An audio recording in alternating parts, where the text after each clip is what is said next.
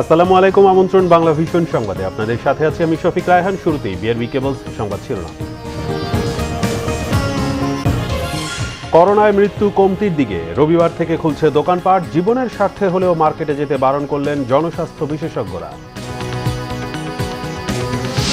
ভারত থেকে টিকা আসছে না 2 মাস। রাশিয়া, চীন সহ বিভিন্ন দেশ থেকে আমদানির চেষ্টা। উদ্বিগ্ন না হতে স্বাস্থ্য অধিদপ্তরের পরামর্শ। পুরনো ঢাকায় ফের কেমিক্যাল গুদামে আগুন, 4 জনের মৃত্যু, বেশ কয়েকজনের অবস্থা শঙ্কাজনক। ফতুল্লায় গ্যাস বিস্ফোরণে দগ্ধ 11। বৃহত্তর বরিশালে ডায়রিয়ার প্রকোপ, বরগুনাতেই 8 জনের মৃত্যু। ঠাঁই নেই পিরোজপুর, ঝালকাঠি, পটুয়াখালী, ভোলার হাসপাতালগুলোতে। দেখছিলেন বিআরবি কেবলস সংবাদ শিরোনাম, এবার বিস্তারিত। করোনায় দেশে আরও 88 জনের মৃত্যু হয়েছে। এ নিয়ে মোট মৃত্যু 10,869 জন, নতুন শনাক্ত 3,629 জন। এমন অবস্থায় মার্কেট খুলে দিলে সংক্রমণ ফের বাড়ার শঙ্কা জনস্বাস্থ্য বিশেষজ্ঞদের। সবাইকে নিজ জীবনের স্বার্থে হলেও এই মুহূর্তে মার্কেটে না যাওয়ার পরামর্শ তাদের। স্বাস্থ্য অধিদপ্তরের সর্বশেষ তথ্য বলছে, দেশে করোনা সংক্রমণ কিছুটা কমেছে মৃত্যুও। 24 ঘন্টায় মারা গেছেন 88 জন, যার মধ্যে 62 জন পুরুষ আর নারী 26 জন। মোট মৃত্যু 10,869 জনের। 25,896টি নমুনা পরীক্ষায় নতুন করে 3,629 জনের করোনা শনাক্ত হয়েছে। এর ফলে দেশে সংক্রমিত মানুষের সংখ্যা দাঁড়িয়েছে 7,39,703 জনে। এছাড়া গত 24 ঘন্টায় করোনা সংক্রমণ থেকে মুক্তি মিলেছে 5,225 জনের। মোট সুস্থ হয়েছেন 6,47,674 জন। স্বাস্থ্য অধিদপ্তরের তথ্য মতে করোনায় শনাক্তের হার 14.00, সুস্থ 87.56 এবং মৃত্যুর হার 1.47%। এমন পরিস্থিতিতেই রবিবার থেকে দোকানপাট ও শপিং মল খুলে দেওয়ার সিদ্ধান্ত নিয়েছে সরকার। সকাল 10টা থেকে বিকেল 5টা পর্যন্ত এগুলো খোলা রাখা যাবে। এই সিদ্ধান্তে লকডাউনের যৌক্তিকতা প্রশ্নের মুখে পড়বে বলে মনে করেন জনস্বাস্থ্য বিশেষজ্ঞরা। কারণ এর ফলে নিশ্চিতভাবেই সংক্রমণ বাড়বে এবং সংক্রমণ ঠেকানোর জন্য সরকারকে যেরকম লকডাউনের মতো বিশাল ক্ষতি সম্মুখীন হতে হচ্ছে, আমাদের এটা বাড়ার ফলে সামনেও সেই ক্ষতির সম্মুখীন হতে হবে। যে যারা যাবেন, শতকরা যদি একজনও আক্রান্ত হন এবং তাদের মধ্যে যদি শতকরা 1.5 ভাগ মারা যায়, তাতেও কিন্তু বেশ কিছু লোকের জীবন যাবে। আমরা একটু আনন্দ করার জন্য যেন আমাদের প্রিয় জীবনটা না দেই। সুতরাং দয়া করে মার্কেটে যাবেন না। এবং আমাদের বেশিরভাগ মার্কেট যেগুলো সেন্ট্রালি এয়ার কন্ডিশন, এখানে যারা যাবেন তাদের মধ্যে কেউ যদি আক্রান্ত থাকেন, যারা এখানে বিক্রি করেন তাদের মধ্যে কেউ যদি আক্রান্ত থাকে, তিনি উপসর্গহীন হতে পারেন। সুতরাং তার ভাইরাসটা যখন এই মার্কেটের এয়ার কন্ডিশনের মধ্যে ঢুকবে, এই ফ্লোর মধ্যে, তখন এটা বাতাসে ঘুরতে থাকবে মার্কেটের ভেতরে এবং যে কেউ আক্রান্ত হবেন মার্কেটে গেলে। গত কদিন ধরে সামাজিক যোগাযোগ মাধ্যমে ঘুরতে থাকা ল্যান্সেট রিপোর্টকে ভিত্তি ধরেও যদি দোকানপাট শপিং মল খোলার সিদ্ধান্ত নিয়ে থাকে সরকার, তাহলেও স্বাস্থ্যবিধি মানার বিকল্প নেই বলে মনে করেন স্বাস্থ্য বিশেষজ্ঞরা। আহমেদ সরওয়ার, বাংলা ভিশন, ঢাকা। লকডাউনের মধ্যে আগামী 25 এপ্রিল রবিবার থেকে খুলছে মার্কেট, শপিং মল। এই সংক্রান্ত একটি প্রজ্ঞাপন জারি করেছে মন্ত্রিপরিষদ বিভাগ।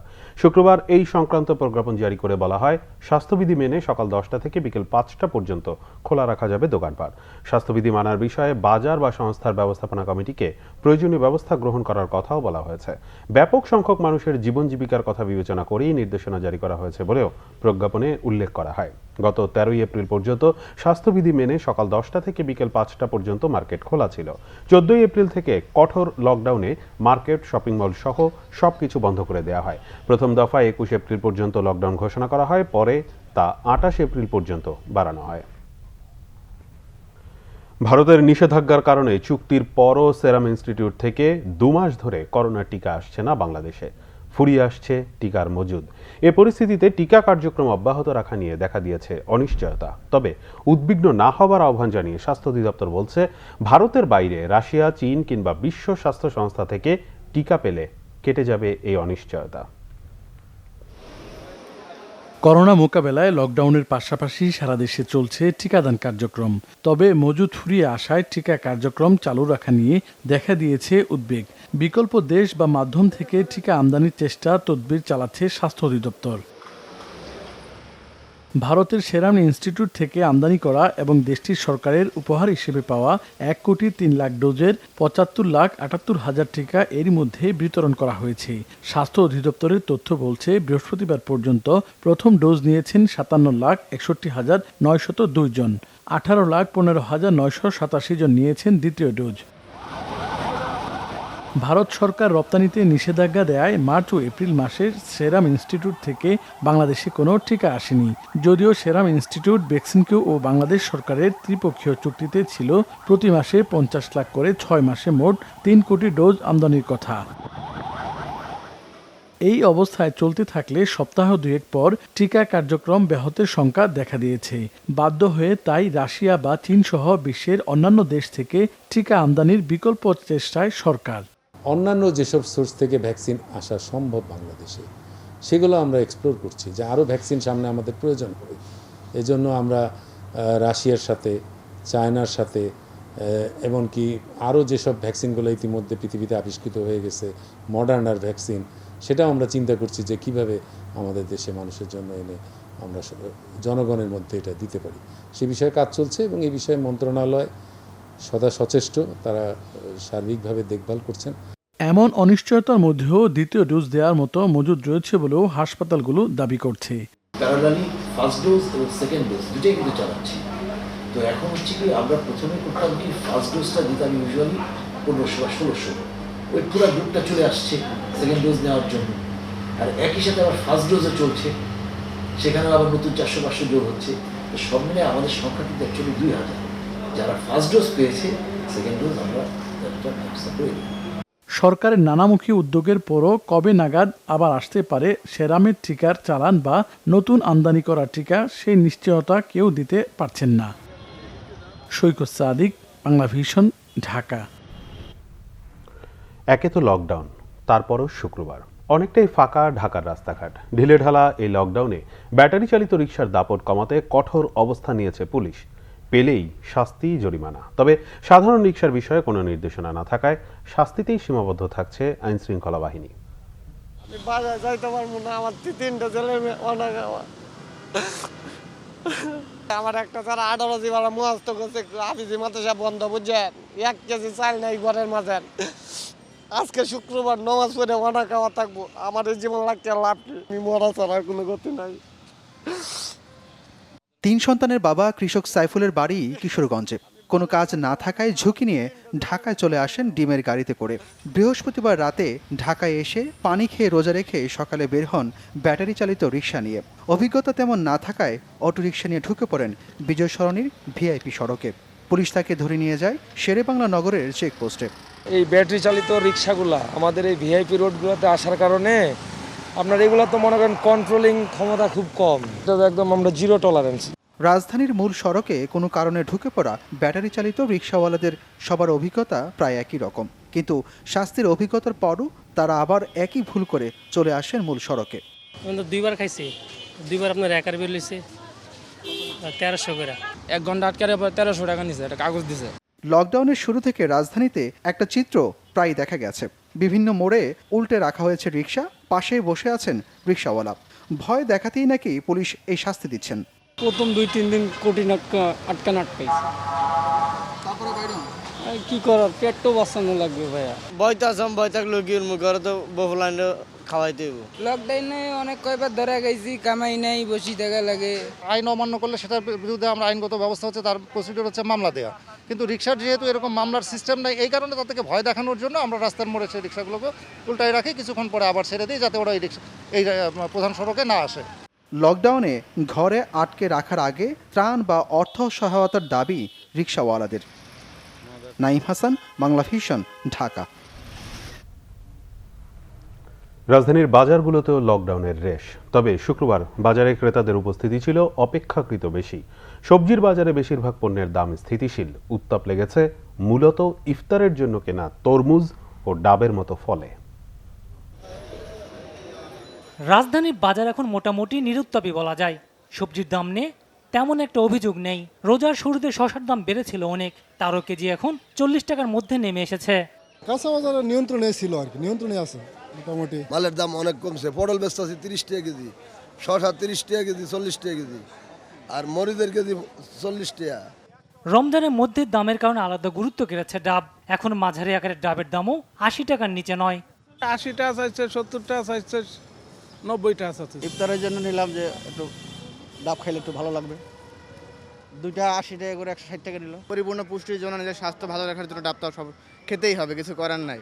এই রাস্তার উপরে 500 টাকা খরচ, এইরকম খরচ যদি দেওয়া লাগে তো আমরা বাসি কি করে ব্যবসা করি কি করে?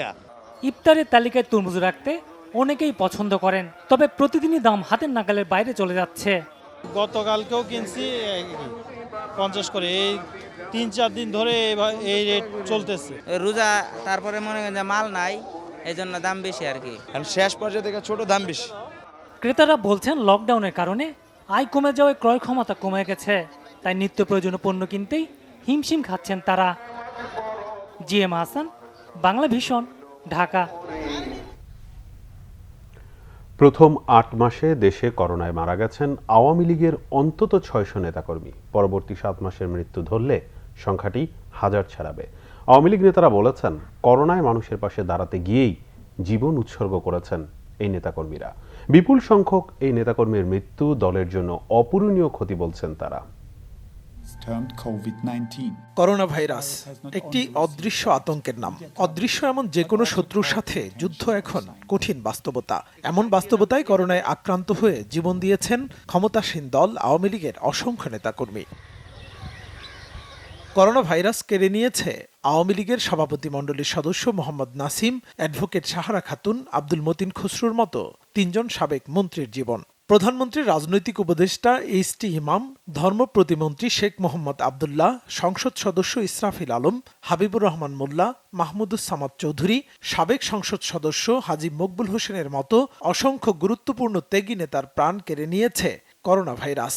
এছাড়া সিলেটের সাবেক মেয়র বদরুদ্দিন আহমেদ কামরানের মতো অনেক নেতাই জীবন দিয়েছেন করোনায়।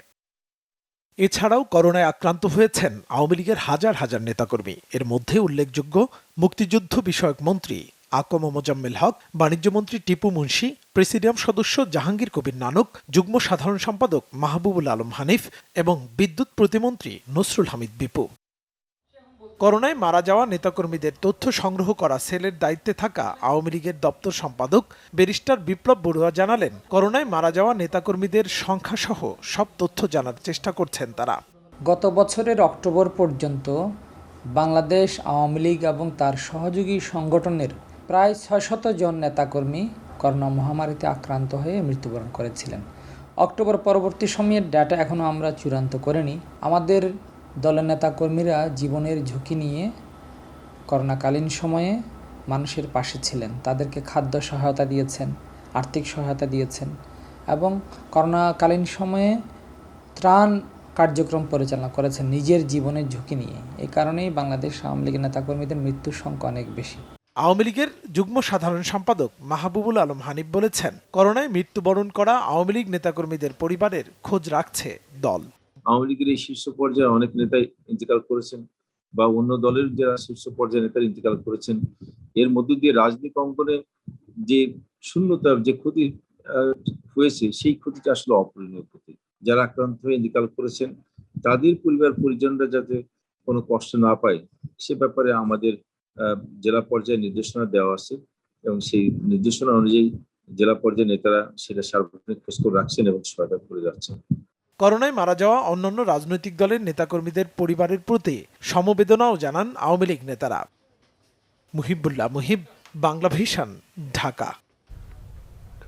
এদিকে করোনায় বিএনপির মারা গেছেন 4.5 শতাধিক নেতাকর্মী। আক্রান্ত কয়েক হাজার নেতাকর্মী, তাদের অনেকের অবস্থাই গুরুতর। বিএনপি চেয়ারপারসন বেগম খালেদা জিয়া সহ তার বাসার আরও 9 জন করোনায় আক্রান্ত। গত 11 April BNP chairperson Begum Khaleda Zia corona ভাইরাসে আক্রান্ত হন।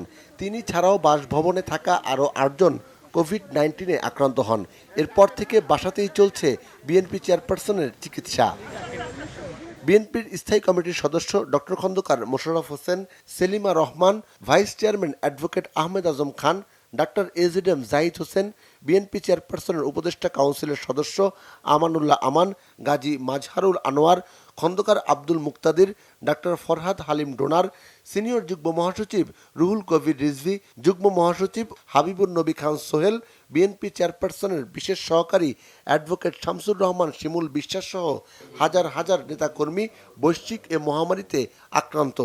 এত কিছুর পরেও আমরা জনগণের পাশে আমাদের জীবনের ঝুঁকি নিয়ে আমরা দাঁড়াচ্ছি। আমাদের দলের চেয়ারপারসন থেকে শুরু করে standing committee member, vice chairman, joint secretary, সম্পাদক মণ্ডলী, কেন্দ্রীয় কমিটির সদস্য, এমনকি জেলা, উপজেলা, ইউনিয়ন, পৌর নেতৃবৃন্দও কিন্তু আক্রান্ত। তো আমরা এর মধ্যেও আমরা সীমিত আকারে হলেও আমরা ত্রাণ তৎপরতা আমরা শুরু করেছি, কিন্তু দুর্ভাগ্যজনক হলেও সত্য, যেটা সরকারের করা উচিত সেই সরকারের কিন্তু আমরা কোনো সহযোগিতা দেখছি না। বিএনপি চেয়ারপারসনের উপদেষ্টা এম এ হক, ঢাকা উত্তর মহানগর বিএনপির সাধারণ সম্পাদক আহসানুল্লাহ হাসান, কুমিল্লা বিভাগ সহ সাংগঠনিক সম্পাদক আব্দুল আউয়াল খান, ভাইস চেয়ারম্যান চৌধুরী কামাল ইবনে ইউসুফ, অবসরপ্রাপ্ত মেজর জেনারেল রুহুল আলম চৌধুরী, সাবেক মন্ত্রী টি.এম. গিয়াসউদ্দিন, সাবেক সংসদ সদস্য আমজাদ হোসেন সরকার ভজে সহ করোনা ভাইরাসে এ পর্যন্ত বিএনপির প্রায় 450-র বেশি নেতাকর্মী মারা গেছেন। দলীয়ভাবে যারা আক্রান্ত হয়েছেন তাদেরকে আমরা হসপিটালে ভর্তি থেকে শুরু করে এবং তাদেরকে বাসায় রেখে চিকিৎসা করতে হয়, অক্সিজেন সিলিন্ডার দিয়ে পর্যাপ্ত পরিমাণ অক্সিজেন দেওয়া হচ্ছে এবং তাদেরকে ওষুধপত্রাদি পর্যন্ত বিতরণ করা হচ্ছে এবং তাদেরকে নিয়মিত খোঁজখবর রাখা হচ্ছে এবং আমাদের দলের ভারপ্রাপ্ত চেয়ারম্যান তিনি যারা আক্রান্ত হচ্ছেন তাদের প্রত্যেকটি নেতাকর্মীর নিয়মিত খোঁজখবর রাখছেন। জনগণের স্বার্থে এই মুহূর্তে সর্বদলীয় কমিটি করে বৈশ্বিক মহামারী করোনা মোকাবেলায় একযোগে কাজ করার আহ্বান জানান বিএনপি নেতারা। সিকান্দার রেমান, বাংলা ভিশন, ঢাকা। রাজধানীর আরমানিটোলায় আবাসিক ভবনের নিচ তলায় রাসায়নিক গুদামে আগুনে প্রাণহানির সংখ্যা বেড়ে 4 জনে দাঁড়িয়েছে। মিটফোর্ড ও ঢাকা মেডিকেলে ভর্তি দগ্ধদের কেউই শঙ্কামুক্ত নয় বলে জানিয়েছেন চিকিৎসক। এদিকে গোডাউনে রাসায়নিক পদার্থ নেই এমন আশ্বাসেই ফ্ল্যাট ভাড়া নিয়েছিলেন বলে জানান ভবনটির বাসিন্দারা। বৃহস্পতিবার রাত 3:15টার দিকে আরমানিটোলার 6তলা ভবন হাজি মুসা ম্যানশনের নিচতলার রাসায়নিক গুদাম থেকে আগুনের সূত্রপাত। খবর পেয়ে ফায়ার সার্ভিসের 19টি ইউনিট আগুন নেভানোর কাজে যোগ দেয়। দ্রুত আগুন ছড়িয়ে পড়ায় নেভাতে বেগ পেতে হয় উদ্ধারকর্মীদের। ভবনটির গ্রিল কেটে বিভিন্ন ফ্লোর থেকে আহত অন্তত 21 জনকে উদ্ধার করে বিভিন্ন হাসপাতালে পাঠানো হয়।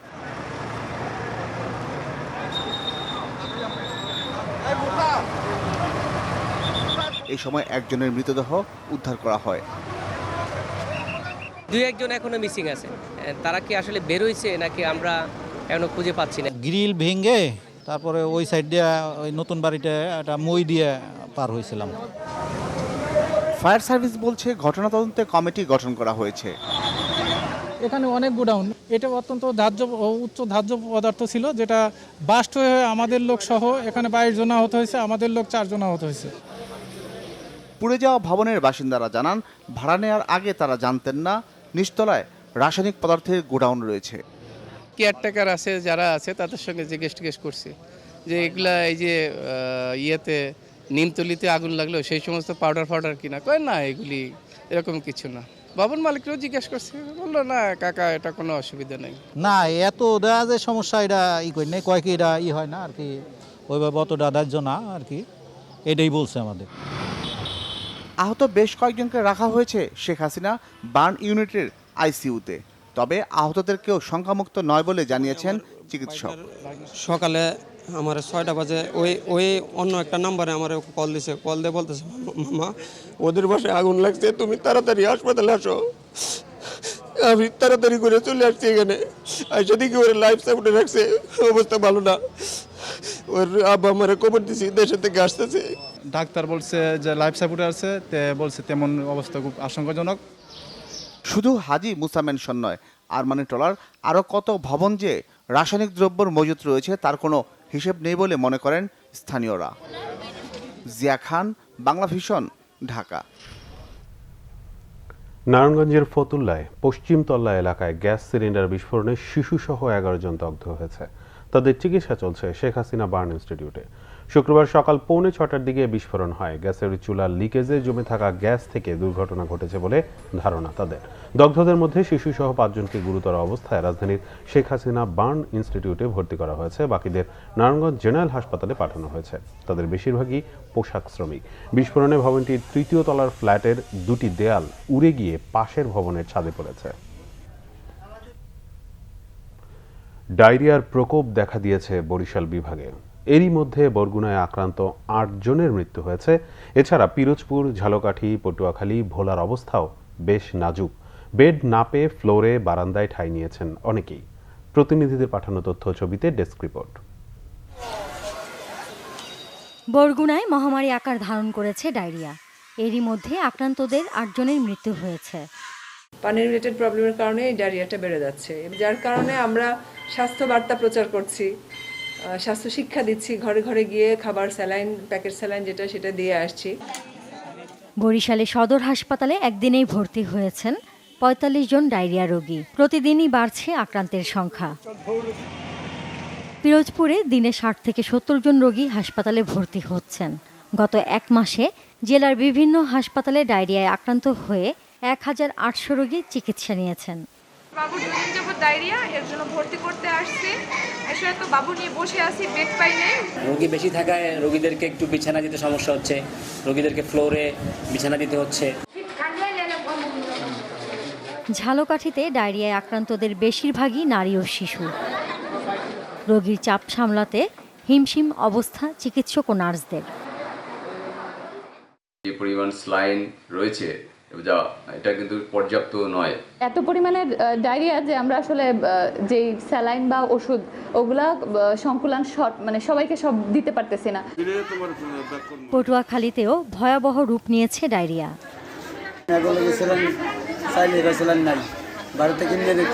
এই বছর প্রকোপটা বেশি, এটার একটা কারণ আপনি লক্ষ্য করেছেন যে এই বছর বৃষ্টি এখনো হয়নি। তো আমরা প্রত্যাশা করছি যে বৃষ্টি নামলে আমাদের প্রকোপটা কমে যাবে। ডায়রিয়ার বেশ প্রকোপ দেখা দিয়েছে ভোলাতেও। আবহাওয়া পরিবর্তন ও খাবার পানিতে অতিরিক্ত লবণাক্ততার কারণেই ডায়রিয়ার প্রকোপ বেড়েছে বলে জানিয়েছেন চিকিৎসকরা। Nazneen Akter, Bangla vision news desk. এবার ইভ্যালি ইফতার বাজারের খবর।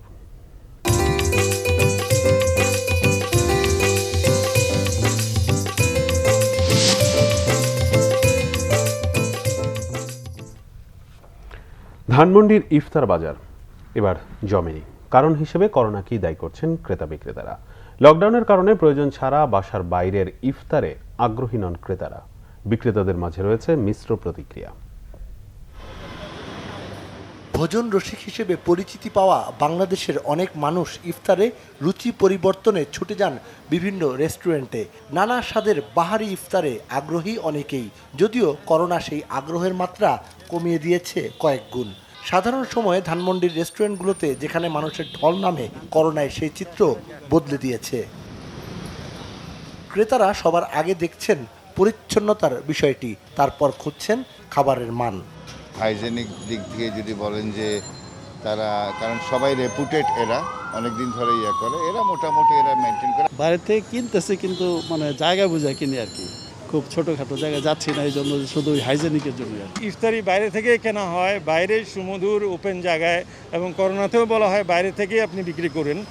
বড় রেস্টুরেন্টগুলোর চিন্তাও বড়, খরচও বেশি, তাই সুনাম ধরে রাখতে বাধ্য হয়েই ইফতারের পসরা সাজিয়ে বসে আছেন। হসপিটালি বিজনেসের জন্য এটা লকডাউনটা খুবই মারাত্মক প্রভাব পড়তেছে। কোনো ধরনের গেস্ট নেই, আমরা আসলে কস্টিংটাই উঠাইতে পারতেছি না। সচরাচর যে ইফতারের যে ভিজিটা ওই রকম পাচ্ছি না, বাট মোটামুটি হচ্ছে। ইনশাল্লাহ আশা করি সামনের দিকে ডে বাই ডে ইমপ্রুভ হবে। এরই মাঝে ছোট্ট ডালা সাজিয়ে হোমমেড ইফতার বিক্রেতা অবশ্য আশাবাদী। ভয়টা একটু কমে কমে আসছে। আর সবচেয়ে বড় কথা হচ্ছে যে আমরা তো হোম কিচেন, মানুষের নির্ভরশীলতাটা একটু পাচ্ছি। তবে সব সংকট কাটিয়ে বিশ্ব একদিন ঘুরে দাঁড়াবে, আবারও সবকিছু স্বাভাবিক হবে, এমন প্রত্যাশা ইফতারের ক্রেতা ও বিক্রেতা সবার। সিকান্দার রেমান, বাংলা ভিশন, ঢাকা। আওয়ামী লীগের সাধারণ সম্পাদক ওবায়দুল কাদের বলেছেন, ঢাকা, চট্টগ্রাম ও ব্রাহ্মণবাড়িয়ায় হেফাজতের তাণ্ডবের সব ঘটনায় বিএনপি জড়িত ছিল। সকালে ঢাকা মহানগর দক্ষিণ আওয়ামী লীগ আয়োজিত অসহায় কর্মহীন মানুষের মাঝে ইফতার সামগ্রী বিতরণ অনুষ্ঠানে তিনি একথা বলেন। আওয়ামী লীগের সাধারণ সম্পাদক ওবায়দুল কাদের তার সরকারি বাসভবন থেকে অনুষ্ঠানে ভার্চুয়ালি যুক্ত হন। ওবায়দুল কাদের বলেন, মুক্তিযুদ্ধের চেতনা বিরোধী এবং উগ্র সাম্প্রদায়িক দানবের প্রকাশ্য পৃষ্ঠপোষক দল হচ্ছে বিএনপি। সরকার নয়, জনগণ মনে করে বিএনপির উস্কানিতে একটি উগ্র সাম্প্রদায়িক গোষ্ঠী গত ২৬ মার্চ দেশের বিভিন্ন স্থানে নরকপুরী বানিয়েছিল। করোনা ও সাম্প্রদায়িক অপশক্তিকে পরাজিত করতে সবাইকে ঐক্যবদ্ধ থাকার আহ্বান জানান তিনি। চট্টগ্রামে, ব্রাহ্মণবাড়িয়ায় যে তাণ্ডব চলেছে, ঢাকা, সোনারগাঁয়, সব তাণ্ডবে বিএনপির নেতা কর্মীরা জড়িত। ভিডিও ফুটেজ দেখেই তাদের নেতা কর্মীরা যারা জড়িত তাদেরকেই গ্রেপ্তার করা হচ্ছে। মুক্তিযুদ্ধে চেতনা বিরোধী উগ্র সাম্প্রদায়িক দানবদের প্রকাশ্য পৃষ্ঠপোষক হচ্ছে বাংলাদেশের একটি দল বিএনপি। ডিজিটাল নিরাপত্তা আইন ব্যবহারের মাধ্যমে সরকার দমন নিপীড়ন চালাচ্ছে বলে অভিযোগ করেছেন বিএনপি মহাসচিব মির্জা ফখরুল ইসলাম আলমগীর। তিনি বলেন, সরকার ক্ষমতায় টিকে থাকার জন্য ডিজিটাল নিরাপত্তা আইনের মতো নিবর্তনমূলক কালো আইন ব্যবহারের মাধ্যমে দমন নিপীড়ন চালাচ্ছে। শুক্রবার বিকেলে এক বিবৃতিতে তিনি একথা বলেন। বিএনপি মহাসচিব বলেন, বর্তমান সরকার জনগণের সরকার নয় বলেই সামান্যতম সমালোচনাও সহ্য করতে পারছে না। এই কালো আইনের মাধ্যমে জনগণের বাক স্বাধীনতা, লেখার স্বাধীনতা, মুক্ত চিন্তার স্বাধীনতা কেড়ে নেওয়া হয়েছে এবং জনরোষ থেকে নিজেদেরকে রক্ষা করতে এই আইনটি ব্যবহার করা হচ্ছে। এদিকে আরমানিটোলায় রাসায়নিকের গুদামে অগ্নিকাণ্ডে হতাহতের ঘটনায় গভীর শোক প্রকাশ করে তাদের রুহের মাগফিরাত ও শান্তি কামনা করেন বিএনপি মহাসচিব। জলবায়ু পরিবর্তনের প্রভাব মোকাবেলায় বাংলাদেশে ধীরে ধীরে কয়লা ভিত্তিক প্রকল্প কমিয়ে আনার প্রতিশ্রুতি দিয়েছেন প্রধানমন্ত্রী শেখ হাসিনা। মার্কিন প্রেসিডেন্টের আমন্ত্রণে লিডার্স সামিট অন ক্লাইমেট অনুষ্ঠানে প্রধানমন্ত্রী এই আশ্বাস দিয়েছেন। আর শুক্রবার প্রেস ব্রিফিং করে এ তথ্য জানিয়েছেন পররাষ্ট্রমন্ত্রী এ কে আব্দুল মোমেন। তিনি জানান, কয়লা ভিত্তিক প্রকল্প কমিয়ে নবায়নযোগ্য জ্বালানির উপর জোর দেবে সরকার। লিডার্স সামিটের সিদ্ধান্ত বিষয়ে এ কে মোমেন জানান, জলবায়ু পরিবর্তনের ক্ষতি কাটিয়ে উঠতে বছরে $100 বিলিয়ন তহবিল গঠনের রাজনৈতিক অঙ্গীকার হয়েছে সামিটে। মার্কিন যুক্তরাষ্ট্র $1 বিলিয়ন দিয়েছে, বাকি $2 বিলিয়ন এবছরই পরিশোধ করবে। শিল্পোন্নত অন্য দেশগুলো এতে তহবিল গঠনে অংশ নেবে। পাশাপাশি বিশ্বব্যাংক ও IMF এর মতো আর্থিক প্রতিষ্ঠানগুলো গ্রিন প্রকল্পে বিনিয়োগ করবে। পররাষ্ট্রমন্ত্রীর আশা, শিল্পোন্নত দেশগুলো থেকে কার্বন নিঃসরণ কমানোর যে রাজনৈতিক অঙ্গীকার পাওয়া গেছে তা এই সামিটের সবচেয়ে বড় প্রাপ্তি। 2030 সালের মধ্যে কার্বন নিঃসরণ 45 থেকে 50% কমিয়ে আনার আশ্বাস দিয়েছে কানাডা, যুক্তরাষ্ট্র, জার্মানির মতো শিল্পোন্নত দেশগুলো। এবার রিগেল ফার্নিচার ঈদ বাজারের খবর।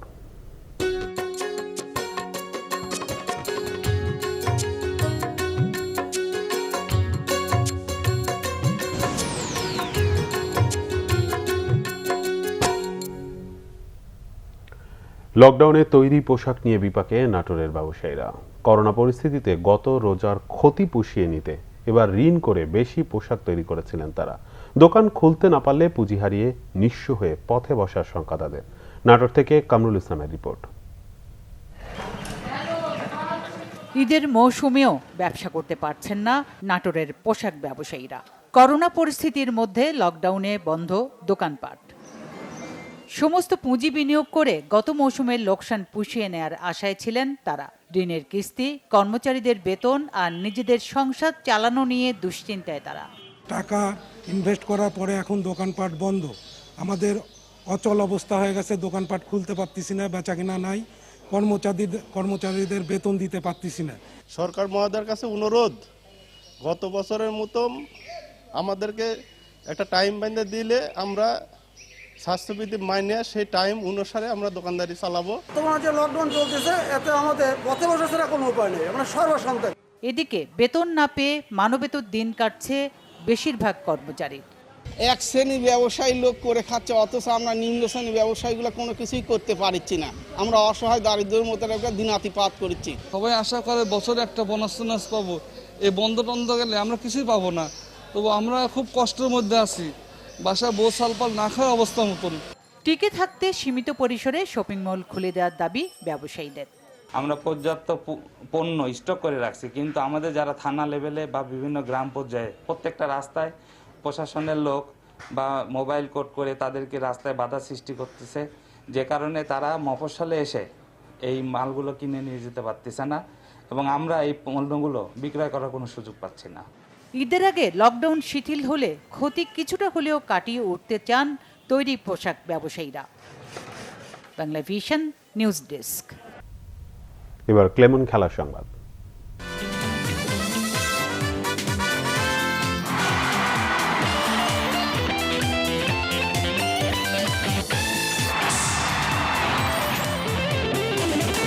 ক্যাম্প বন্ধ থাকায় 30 এপ্রিল থেকে প্রিমিয়ার লিগের দ্বিতীয় পর্ব খেলতে আপত্তি ব্রাদার্স, আরামবাগ সহ 4টি ক্লাবের। বাফুফের দেয়া চিঠি অনুযায়ী লকডাউন শেষে 7 দিন পর মাঠে নামতে চায় তারা। করোনা মহামারীতে 28 এপ্রিল লকডাউন শেষে 30 এপ্রিল থেকে প্রিমিয়ার লিগ ফুটবলের ফিরতি পর্ব মাঠে গড়ানোর ঘোষণা বাফুফের। তবে লিগ কমিটির ভার্চুয়াল সভায় এই সময়ের মধ্যে দল গঠন অসম্ভব বলে জানায় ব্রাদার্স, আরামবাগ সহ 4 ক্লাব। লকডাউন শেষে 7 দিন পর লিগ শুরু করা হবে বলে প্রতিটি ক্লাবকে চিঠি দেয় বাফুফে। তাই লকডাউনে ক্যাম্প বন্ধ হওয়ায় ছুটিতে নিজ নিজ গ্রামে চলে যায় 4 ক্লাবের বেশিরভাগ খেলোয়াড়। ব্রাদার্স, বারিধারা, মুক্তিযোদ্ধা এবং আরামবাগ। ফিকচারটার ব্যাপারটা আবহনীয়, কিন্তু তাদের মতটা জানিয়েছে। আমরা একটা চিঠি ফুটবল ফেডারেশনের সিনিয়র ভাইস প্রেসিডেন্ট ওনারকে দিব। টাইম শিডিউল যেটা আপনারা দিয়েছিলেন, লকডাউন ওঠার 7 দিন পরে আমরা খেলতে রাজি আছি। সরকার থেকে এই লকডাউনের এই সিদ্ধান্ত আসছে, আমরা ক্যাম্প ক্লোজ করে দিয়েছি। যেহেতু আমরা আর্থিক দৈন্যতার মধ্যে রয়েছি, এই দৈন্যতা কাটাতে হলে আমরা চাচ্ছি ঈদের পরপর যদি হয়তো খেলাটা আমরা একবারে ক্যাম্প শুরু করতাম। 35 দিন বন্ধ দিচ্ছেন, দেন অসুবিধা নাই, আমরা কন্টিনিউ করতাম। কোভিড টেস্ট করতে হবে, আমার প্লেয়ারদের অন্তত 2 দিন বিশ্রাম দিতে হবে, আসার পরে প্র্যাকটিস করতে হবে একটু, তারপর না মাঠে নামবে। মাঠে তো প্লেয়াররা নামবে, মাঠে তো কর্মকর্তারা নামবে না। প্লেয়াররা আমার আসেই নেই এখন, আমি কীভাবে প্লেয়ারদের মাঠে নামাবো? লিগ টেবিলে রেলিগেশন সংখ্যায় ব্রাদার্স, আরামবাগ দ্বিতীয় পর্বে ঘুরে দাঁড়াতে চায় তারা। 30 এপ্রিল লিগ শুরু হলেও ক্লাবের খেলাগুলো 1 সপ্তাহ পিছিয়ে দেওয়ার অনুরোধ রাখেনি বাফুফে। অভিযোগ ক্লাবগুলোর। আমি বলেছিলাম যে সেই আমাদের খেলাটা অন্তত 5 তারিখে দেন বা 6 তারিখে দেন, আমরা খেলি। আপনার অন্যান্য সেক্ষেত্রে তারা এই ভাঙতে পারবে না, বাইলস ভাঙতে পারবে না। যে টিমটা করেছি এখন সেকেন্ড উইন্ডোর জন্য আমরা ফরেন প্লেয়ার থেকে নিয়ে লোকাল প্লেয়ার কিছু চেঞ্জ করেছি, যে ঘুরে দাঁড়ানোর জন্য। নিজেদের অপারগতার যৌক্তিক কারণ দেখিয়ে বাফুফের বিবেচনার দিকে তাকিয়ে 4 ক্লাব। মানিক মাহমুদ, বাংলা ভিশন, ঢাকা। সংবাদ শেষ করব বিআরবি কেবলস শিরোনামগুলো আরেকবার জানি। করোনায় মৃত্যু কমতির দিকে, রবিবার থেকে খুলছে দোকানপাট। জীবনের স্বার্থে হলেও মার্কেটে যেতে বারণ করলেন জনস্বাস্থ্য বিশেষজ্ঞরা। ভারত থেকে টিকা আসছে না 2 মাস। রাশিয়া, চীন সহ বিভিন্ন দেশ থেকে আমদানির চেষ্টা। উদ্বিগ্ন না হতে স্বাস্থ্য অধিদপ্তরের পরামর্শ। পুরনো ঢাকায় ফের কেমিক্যাল গুদামে আগুন, 4 জনের মৃত্যু, বেশ কয়েকজনের অবস্থা শঙ্কাজনক। ফতুল্লায় গ্যাস বিস্ফোরণে দগ্ধ 11। বৃহত্তর বরিশালে ডায়রিয়ার প্রকোপ, বরগুনাতে 8 জনের মৃত্যু। ঠাঁই নেই পিরোজপুর, ঝালকাঠি, পটুয়াখালী, ভোলার হাসপাতালগুলোতে। এই ছিল এখনকার মতো। পরের সংবাদ রাত 1টায় দেখার আমন্ত্রণ রইল। এছাড়া বাংলা ভিশন সংবাদ ও সংবাদ সংশ্লিষ্ট অনুষ্ঠান দেখতে ভিজিট করুন www.banglavision.tv ও facebook.com/banglavision এবং সাবস্ক্রাইব করুন youtube.com/banglavision news। এতক্ষণ সাথে থাকায় ধন্যবাদ।